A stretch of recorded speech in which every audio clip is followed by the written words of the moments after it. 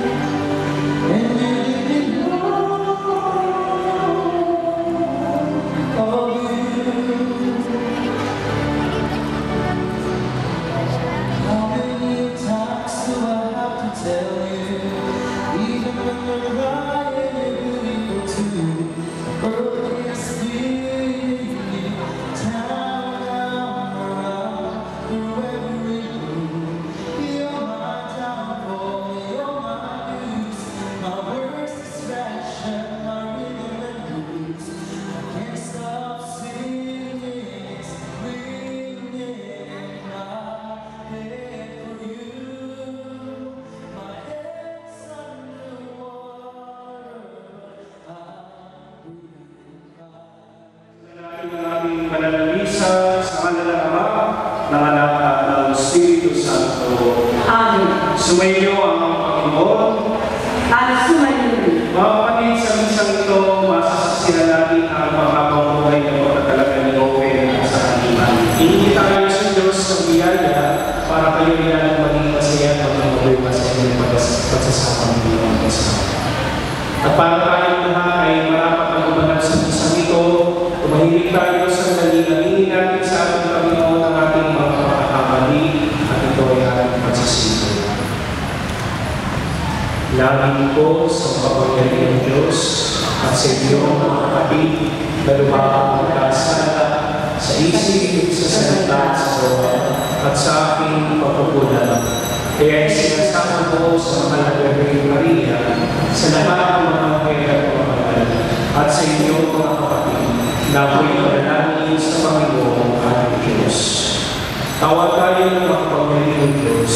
Patawarin tayo sa ating mga kasalanan at patubayan tayo sa buhay ng mga. Amen. Panginoon, tawagan kami. Panginoon, kaawaan kami. Kristo, tawagan kami. Kristo, kaawaan kami. Pagbasa mula sa aklat ng Genesis. Sinabi ng Panginoon, hindi malinaw ang isang tao. Bibigyan ko siya ng makakasama at makakatulog. Kaya lumikha siya ng mga hayop sa parang at ibon sa himpapawid. Hindi dapat sa tao ang pinagubaya dito kung bibigay ng pangalan ng mga iyon. Kung ano, wala. Ngunit wala sa isa sa mga pangalan na hindi kinuha niya ang sandadyang ito at pinagkilong hulaman sa tapat niyo. Ang tadyang na iyo'y ginawa niyang isang babae at inilapit sa lalaki. Sinabi ng lalaki, sa wakas, narito ang isang tulad ko, laman ng aking laman, buto ng aking buto. Babae ang siyang tatawag sa kanya, sapagkat sa lalaki nagmula siya. Ito ang dahilan kaya iniwan ng lalaki ang kanyang mga ina upang sumama sa kanyang asawa, sapagkat sila'y nagiging isa. Ang salita ng Diyos. Salamat sa Diyos. Sa lubunan ng ating putugon, mapalad ang sumusunod na taong may takot sa Diyos. Ulitin po natin. Mapalad ang sumusunod na taong may takot sa Diyos. Mapalad ang bawat tao sa Panginoon ay may takot. Magsitayin mo na.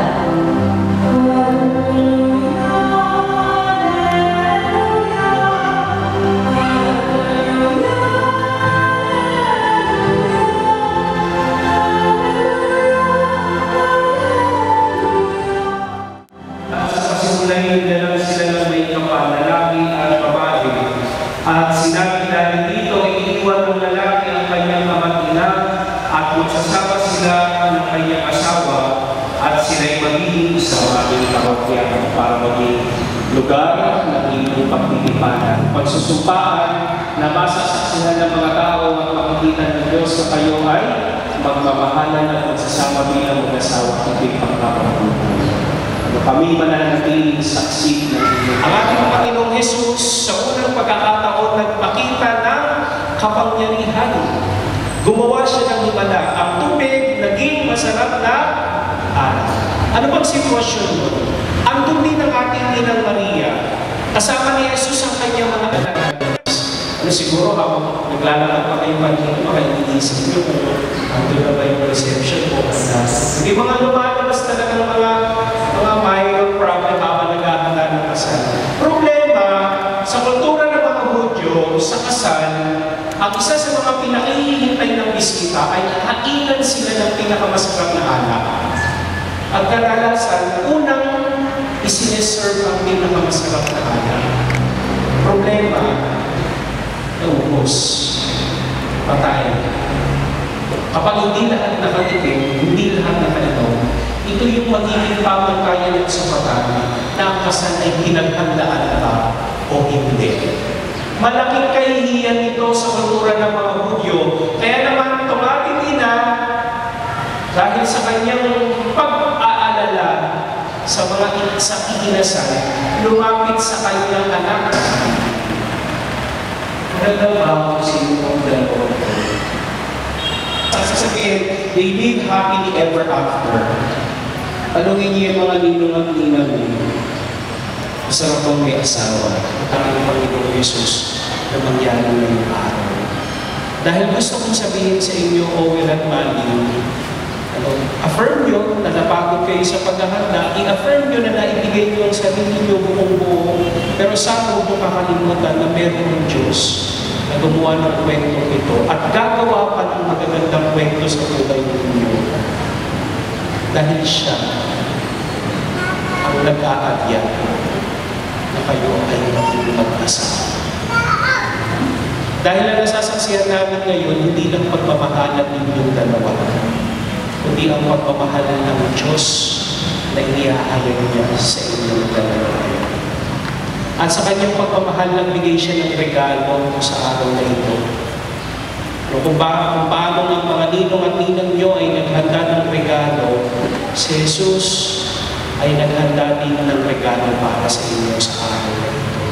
At nais kong kunin ang pagkakataong ito para mabuksan ang regalo, para alam nila kung anong regalo ng Jesus. Sige. Maling, pwede bang tingnan mo si Ole? Para ako ay sa interview, sabi ko sa iyo, di ba, may ko ako yung nakapagsasabi. Hindi ko alam kung anong tawag yung pagkalaan o nakawag yung isang bilibang ko. Ganyan ko yung sa katotohanan niyo. Pero din, when si Mali ay regalo ko sa iyo ni Jesus, sana nakakampan ko na isang pumili ng pagkakas sa kanya ng pagkakas. Tapos ikaw din, bibigyan ng sarili ko sa kanya. Tatanggalin niyo yung sinasabi mo ko. Kasama din ko na hindi na magandang bagay ng meron ko Diyos. Pero si Owen at sa kasama. Minamahal ng Owen at Mali sa inyong natubil na isang ayos sa buhay at nalagpunan ng Panginoon at sa pagdiriwang ng muling magulan, muli kayo nagsalo sa kapag ng kanyang pagmamahal. Ngayon na kayo sa loob na kayo yung munulog sa sambayan ito at hiling ng panalangin upang ang iyong pagkabuhay ng pagkakutod ay magkibalik ng Panginoon. At kayo naman mga kapatid na narito, mga magulang, ni Martina, ni Owen at sa kanilani, sana po sa inyong pagkakalito dito ay ipagdasal sila. At tanggapin sila bilang pagkaisang titig sa aking sambayan ng Diyos. Pinili ko ngayon na kung kakakaman ng inyong pahayag ang inyong damdamin sa isa't isa. Halili ko magbasa niyo loob ang inyong pagkalito upang maging sa titig si Owen na inyong pagmamahalin na napilikuran na ang buhay. Ito naman, Owen, magbasa niyo loob ang inyong pagkalito upang maging sa titig si Malin na inyong pagmamahalin na napilikuran na ang buhay. Nakahanda pa kayong dalawa at umalat sa pananalukan sa simbahan at sa bayan ng mga sarili na galing ang mga anak ay magkakaloob ng konting kapal upang sila ay inyong kalabiling bilang mabubuting mga pamilya siya. Ako pala. Ginamahal mo Owen at Mali sa harap ng Diyos at ang kanyang sambayanan. Paglaupin ninyo ang inyong mga palad at pakayin ninyo ang hindi magkikal sa talaga sa pagkakas. Malin, sa harap ng Diyos, at ng kanyang sambayanan. Tinitipan kita na maging aking may bahay, sa hirap at ginhawa, sa dusa at ligaya. Ikaw lamang ang aking ibigin, at itatanging karugtong ng aking buhay. Ngayon, at kailanman.